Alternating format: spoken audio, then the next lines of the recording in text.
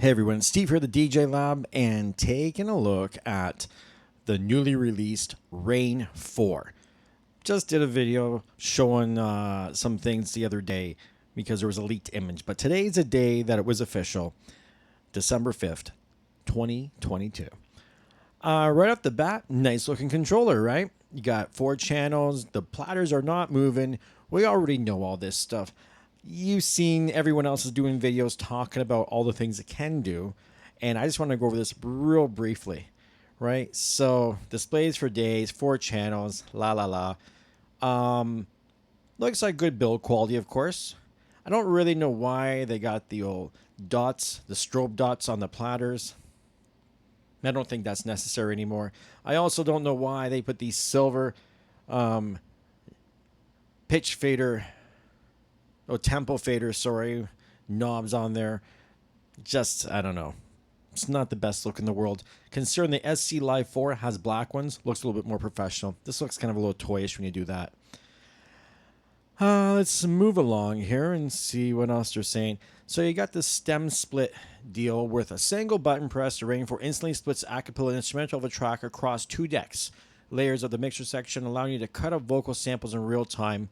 That's going to be interesting, but the fact that you're going to be using your volume fader to start playing around with stems might get confusing. It might not be the most ideal workflow for muscle memory for most DJs. You got the dedicated acapella instrumental buttons, which are nice to have.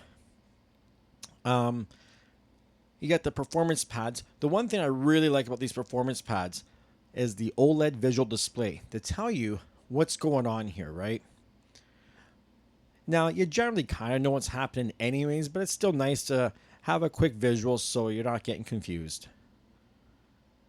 Now, here's the real kicker, is new internal effects. So not just software, but they have internal effects now, which of course the Rane 1 should have had, and a lot of people complained about that because the Rev 7 had internal effects, which were really good effects. Pioneer always has great effects. So yeah, we have these, and there's 22 effects. 22 effects. You know, you have all these crazy effects. And let me tell you, it's like a spice rack.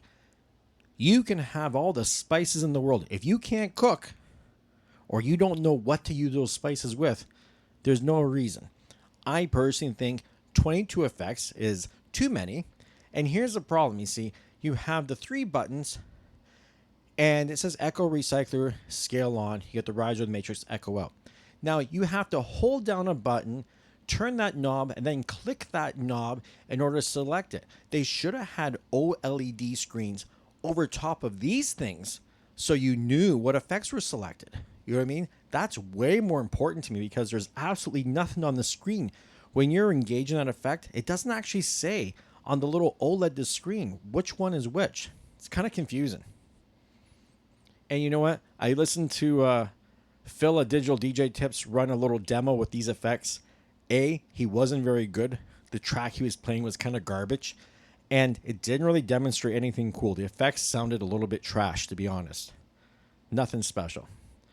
The jog wheel, static jog wheel, color display, no big deal, man. Everyone's got this. This is like, regular, what you expect. You don't expect anything less than to have that display in a jog wheel. That's just standard now. On the back, nothing special. 2 USBs, XLR out, RCA out. You got your booth, 1/4 inch, and you got your inputs, right? For channel 3 and 4. Standard stuff. And that's kind of it. Let's go into the tech specs. Is there any tech specs that are interesting here?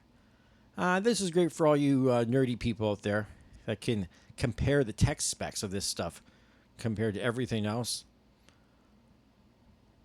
And, nothing that really jumps off the screen at me because I'm not that nerdy and that techie, to be honest. Let's get back in there.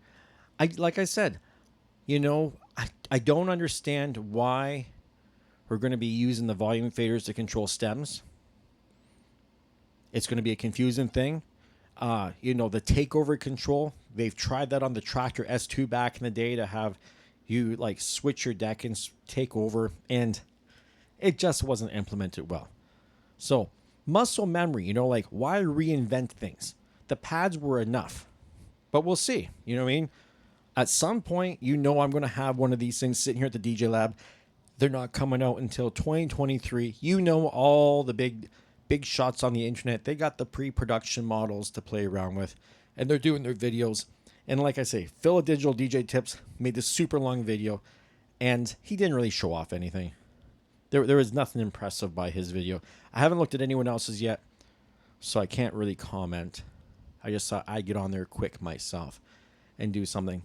So sorry that I don't have this thing here in front of me to show off, but once again, I don't need it in front of me to tell you the things that right off the bat I think are irrelevant, don't really matter that much.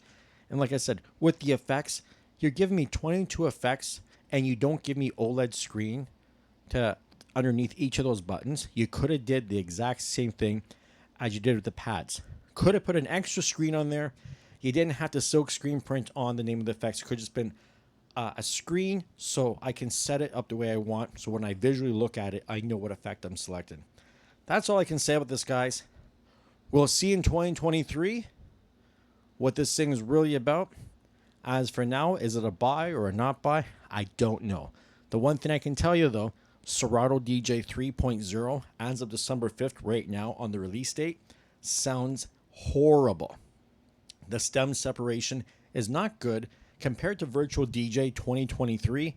Virtual DJ Pro 2023 kills this all day long. Check my channel. I have multiple videos comparing different genres. I was hoping Serato was going to step it up with the release after Beta 4 and that the public release was going to be better somehow. And it's honestly, it's not. It's unfortunate, but it is the way it is.